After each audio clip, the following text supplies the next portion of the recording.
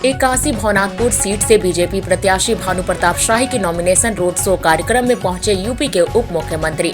कहा, भ्रष्टाचार मुक्त झारखंड बनाना है तो बीजेपी को लाना है। गढ़वा जिला के भवनाथपुर विधानसभा क्षेत्र से भाजपा प्रत्याशी भानु प्रताप शाही के नामांकन के बाद गोसाईबाग के मैदान में सभा का आयोजन किया गया। इस सभा में उत्तर प्रदेश के उप मुख्यमंत्री केशव प्रसाद मौर्य उपस्थित हुए। यूपी के उप मुख्यमंत्री का हेलीकॉप्टर वो उनके राज्य उत्तर प्रदेश के क्षेत्र में उतरा। वहां से वे सड़क मार्ग से 10 किलोमीटर का सफर तय कर कार्यक्रम स्थल पर पहुंचे। मंच पर पहुंचते ही जिला अध्यक्ष ठाकुर महतो प्रत्याशी भानु प्रताप शाही ने पुष्प गुच्छ देकर केशव प्रसाद मौर्य का स्वागत किया।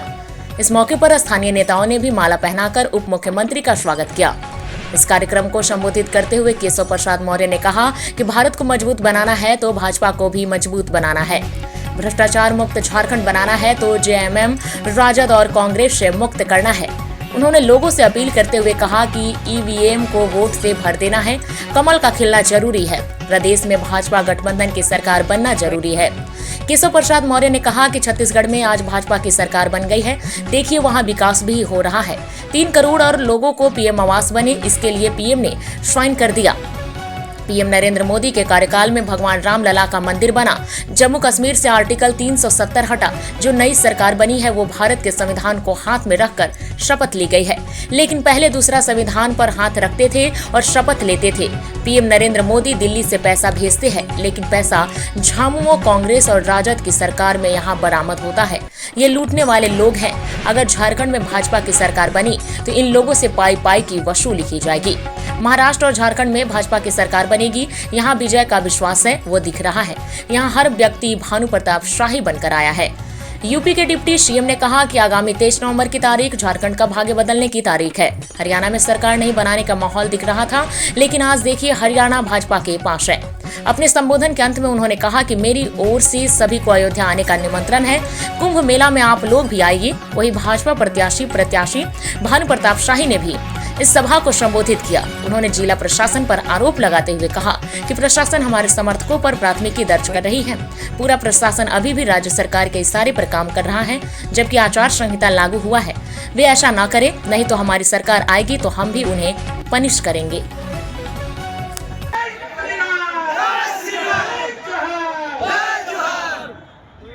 मैं सबसे पहले, अगर आप सबका यहाँ जो सैलाब है, मैं देख रहा हूँ यहाँ 50,000 से अधिक लोग तो मेरी आंखों के सामने दिखाई दे रहे हैं और 50,000 को मैं देख नहीं पा रहा। तो मेरा ये निवेदन है कि अगर आप सब कहें, वैसे 13 तारीख को आप कमल का बटन दबा करके विजय की माला पहनाएंगे, लेकिन अगर आप कहें तो आप सबकी ओर से विजय की माला भानु प्रताप शाही जी को आज ही पहना दें। दोनों हाथ में बताओ। मैं आप सबकी ओर से पूरे उत्तर प्रदेश की शुभकामना की ओर से रामलला के चरणों में प्रार्थना के साथ, और ये बंसीधर की नगरी है, उनके चरणों में प्रार्थना के साथ सबकी ओर से सब लोग हाथ उठा के आशीर्वाद दीजिए और बहुत शुभकामनाएं। मंच पर हमारे जिनको अभी आपने बहुत ही ओजस्वी उद्बोधन भी सुना, जिन्हें आप लगातार अपना आशीर्वाद दे रहे, विधायक बना रहे हैं, लेकिन आज का जनसैलाब देख करके मैं ये नामांकन के समर्थन में जनसभा नहीं मानता। आपके आशीर्वाद से ये विजय का प्रमाण पत्र मानता हूं। सही है? विजय का प्रमाण पत्र मानता हूं और आप सबसे निवेदन करना चाहता हूं। मेरे मंच पर बहुत सारे सभी हमारे जनप्रतिनिधिगण, सभी संगठन के पदाधिकारीगण, हमारे सहयोगी दलों के पदाधिकारीगण और यहाँ बड़े बुजुर्ग माताओं, बहनों, नौजवान दोस्तों, सबको सादर प्रणाम और जय श्री राम करते हुए संबोधन में समय नहीं लूंगा, क्योंकि मैं चाहता था कि मैं यहीं पर आकर के हेलीकॉप्टर उतरे, लेकिन यहाँ से करीब 30 किलोमीटर दूर हेलीकॉप्टर उतरा है। इसे संक्षेप में समय का अभाव है, लेकिन मैं पूरे विश्वास से भरा हुआ जाना। और जो अभी आदरणीय हमारे साईं जी ने कहा है, रामलला की धरती पर आपका स्वागत। लेकिन ये काम 13 के बाद नहीं 23 के बाद करना। अब आप कहेंगे 23 के बाद क्यों कह रहे हैं? तो 23 तारीख को वोटों की गिनती है, मालूम है ना? 23 तारीख को वोटों की गिनती है। हमें तो पूरा विश्वास है कि आप हमारे भानु प्रताप शाही जी को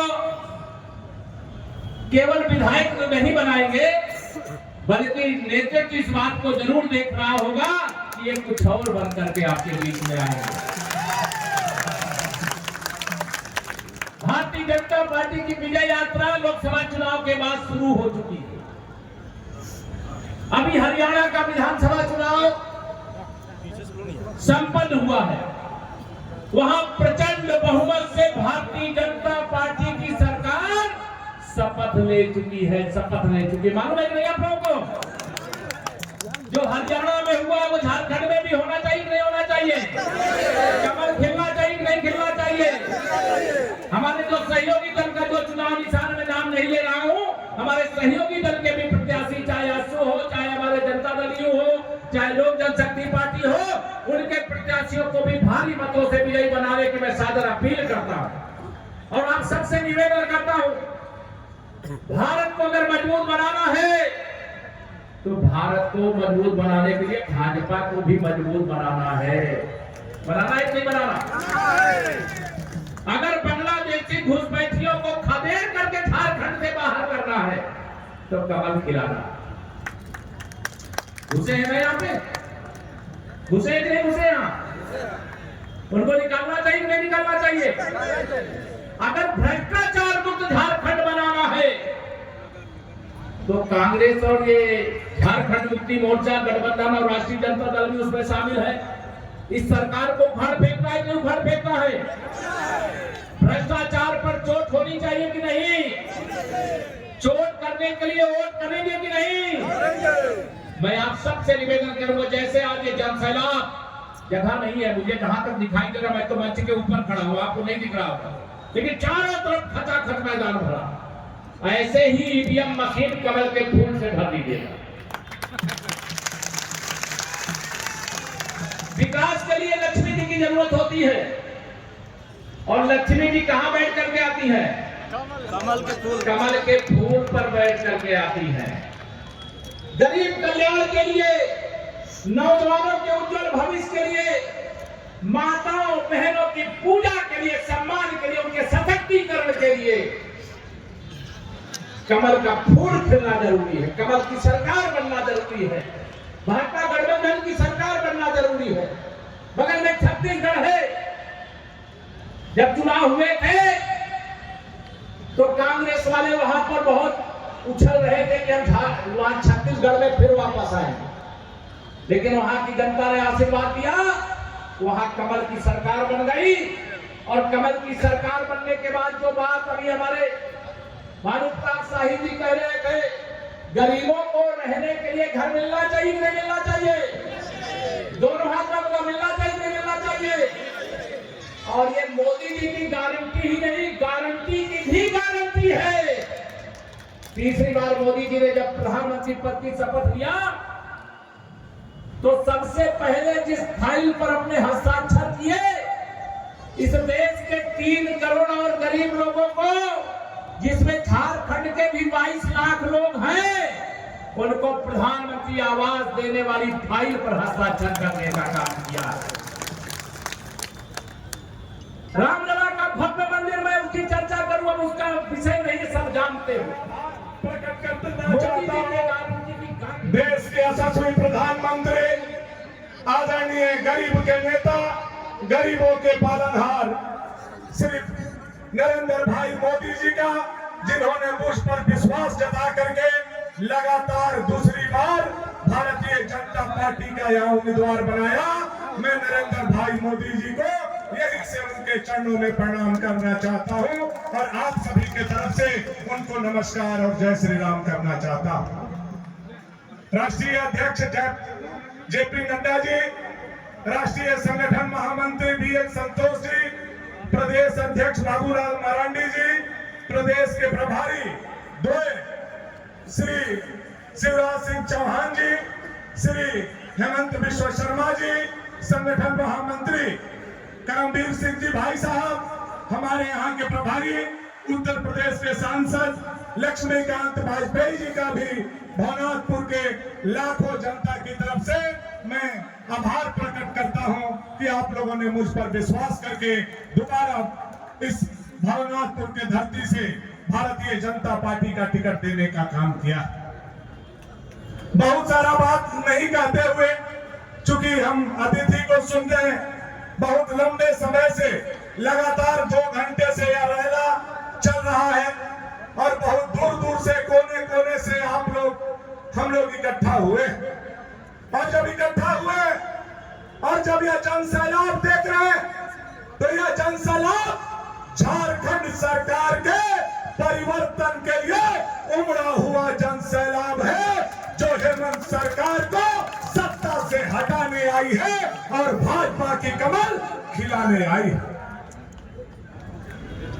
यह हेमंत सरकार जो पिछले 5 साल से सत्ता में विराजमान है, लूट की कहानी, झूठ की कहानी अब किसी से छुपा हुआ नहीं। नौजवानों के सपने बेचे गए, माता बहन के आबरू नहीं बचाने वाली यह सरकार, अब उनकी विदाई का समय आ गया है।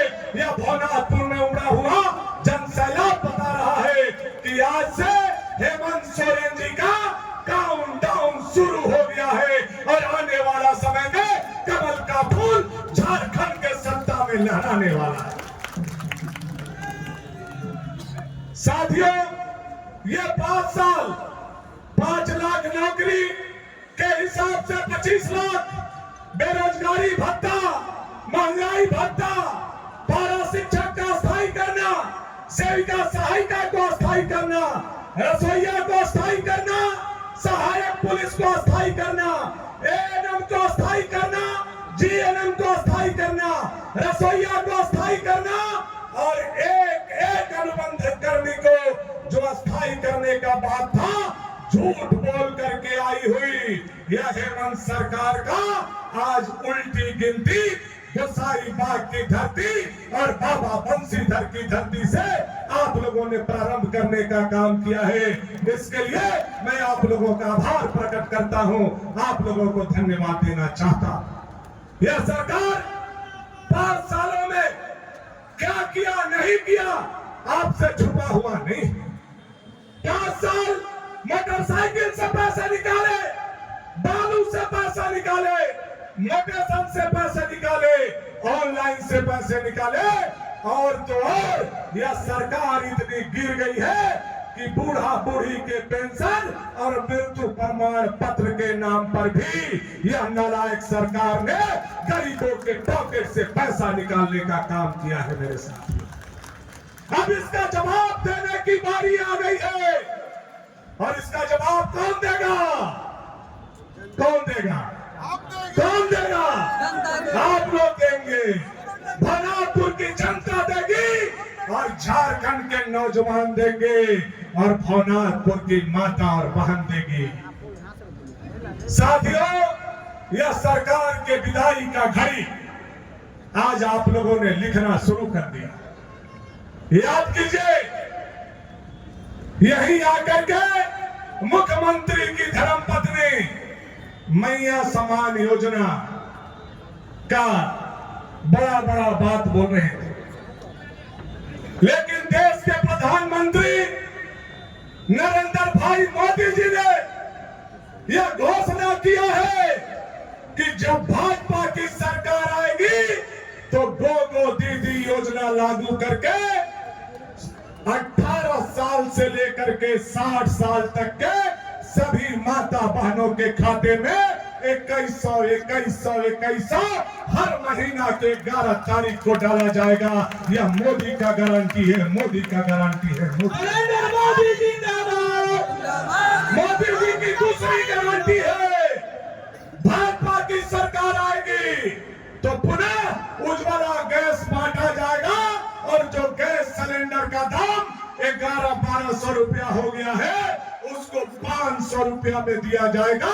यह मोदी जी का दूसरा गारंटी है। मात्र 500 रुपया में उज्ज्वला गैस आप लोगों को, सारे दीदी लोगों को दिया जाएगा। तीसरा गारंटी है कि जो 60 साल से लेकर के 100 साल तक के 100 साल तक के लोग हैं जिनको 1000 रुपया पेंशन मिलता है, उनका पेंशन 2000 रुपया कर दिया जाएगा। यह मोदी जी का तीसरा गारंटी है। और चौथा गारंटी है